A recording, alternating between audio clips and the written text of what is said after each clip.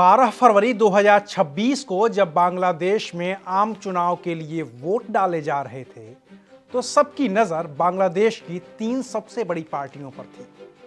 Bangladesh nationalist party BNP, जिसके मुखिया तारिक रहमान थे, जमात इस्लामी, जिसके मुखिया शफीकुर रहमान थे, और जातीय नागरिक पार्टी, जिसके मुखिया नाहिद इस्लाम थे।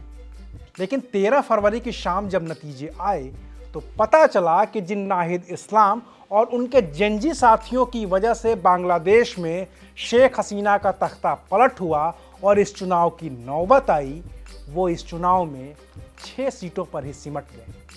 और जो तारिक रहमान पिछले 18 साल से बांग्लादेश से बाहर थे, जेंजी के बनाए माहौल में वापसी के बाद वही न सिर्फ सबसे बड़ी पार्टी के तौर पर उभरे बल्कि बांग्लादेश के प्रधानमंत्री भी बन गए।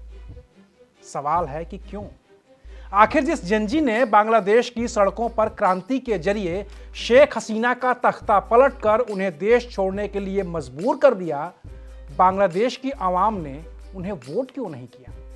आखिर बांग्लादेश के करीब 12 करोड़ लोगों को जेंजी से ज्यादा भरोसा उस नेता पर क्यों था जो 18 साल से बांग्लादेश में था ही नहीं?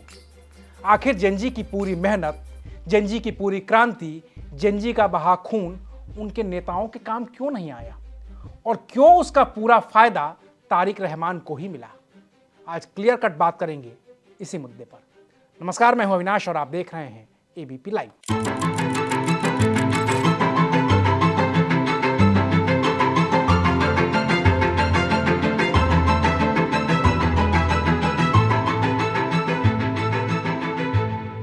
बांग्लादेश में जेंजी की करारी हार और तारिक रहमान के नेतृत्व में बांग्लादेश नेशनलिस्ट पार्टी की जीत की कम से कम 5 ऐसी बड़ी वजहें हैं जिन्हें भविष्य में किसी भी देश में क्रांति करने की सोचने वाला युवा जरूर परखेगा और तभी वो सड़क पर उतरेगा।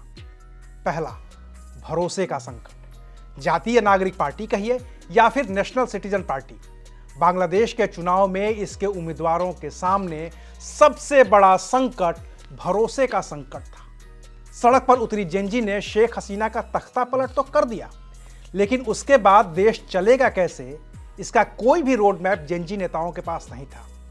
युवा छात्र नेता सरकार चलाने और जटिल आर्थिक और राजनीतिक चुनौतियों को संभालने के लिए तैयार हैं, इसको लेकर वोटरों के मन में संदेह था। बांग्लादेश की 12 करोड़ की आबादी में करीब 4 करोड़ आबादी युवाओं की भी थी, लेकिन वो भी अपने हमउम्र नेताओं पर भरोसा नहीं कर सके और उसी को चुना जो उनके पुरखे चुनते आए थे। दूसरा, विचारधारा का अभाव। जातीय नागरिक पार्टी के सामने इस चुनाव में विचारधारा का भी साफ साफ अभाव दिखा। क्रांति के जरिए नेता बने जेंजी ने शेख हसीना का विरोध किया और उन्हें सत्ता से हटाया तो बांग्लादेश के लोगों ने उन्हें सर आंखों पर बिठाया। लेकिन चुनाव से ठीक पहले जातीय नागरिक पार्टी ने चुनाव लड़ने के लिए जमाते इस्लामी जैसे कट्टर संगठन से समझौता कर लिया।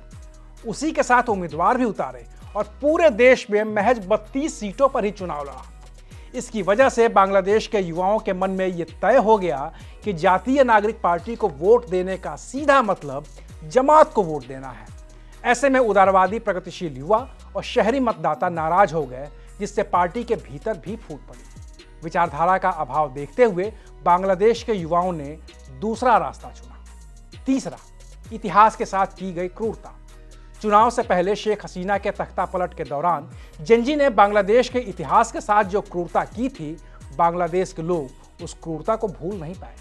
शेख मुजीबुर रहमान के पुतले को तोड़ना हो या फिर प्रधानमंत्री आवास में घुसकर लूटपाट करना या फिर शेख हसीना के बांग्लादेश छोड़कर भागने के बाद भी सड़कों पर उत्पात करना, बांग्लादेश के प्रगतिशील लोगों को ये कभी रास नहीं आया। चौथा, वक्त का अभाव।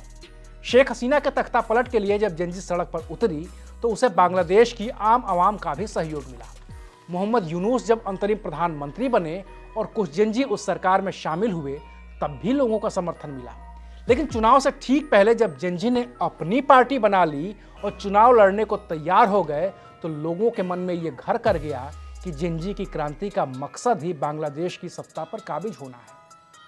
28 फरवरी 2025 को बनी इस पार्टी को चुनाव लड़ने की तैयारी के लिए 1 साल से भी कम का वक्त मिला। लिहाजा न तो इनके पास कैडर बन पाया और न ही बांग्लादेश के ग्रामीण इलाकों तक इनकी पहुंच बन पाई। नतीजा ये पार्टी 6 सीटों पर सिमट गई। पांचवा, बीएनपी का प्रभाव। जेनजी की हार की सबसे बड़ी वजह बांग्लादेश नेशनलिस्ट पार्टी की पैन बांग्लादेश प्रभाव था, जो तारिक रहमान की गैर मौजूदगी में भी कम नहीं हुआ था। तारिक रहमान की मां खालिदा जिया लंबे वक्त तक बांग्लादेश की प्रधानमंत्री रह चुकी थी। साल 1984 से दिसंबर 2025 में अपनी मौत तक वो बीएनपी की अध्यक्ष थी। चुनाव से ठीक कुछ दिन पहले उनकी मौत ने भी बांग्लादेश के लोगों को बीएनपी के प्रति सहानुभूति दिलाई। बची खुची कसर तारिक रहमान के नए बांग्लादेश के निर्माण को लेकर किए गए वादों ने पूरी कर दी, जिससे बाजी पलट गई। कुल मिलाकर अगर ये कहा जाए कि क्रांति करना आसान, लेकिन उस क्रांति के जरिए सत्ता तक पहुंचना बेहद मुश्किल है, तो ये अतिशयोक्ति नहीं होगी और बांग्लादेश की जेनजी को भी इन्हीं मुश्किलों का सामना करना पड़ा है। शुक्रिया, आप देख रहे थे एबीपी लाइव।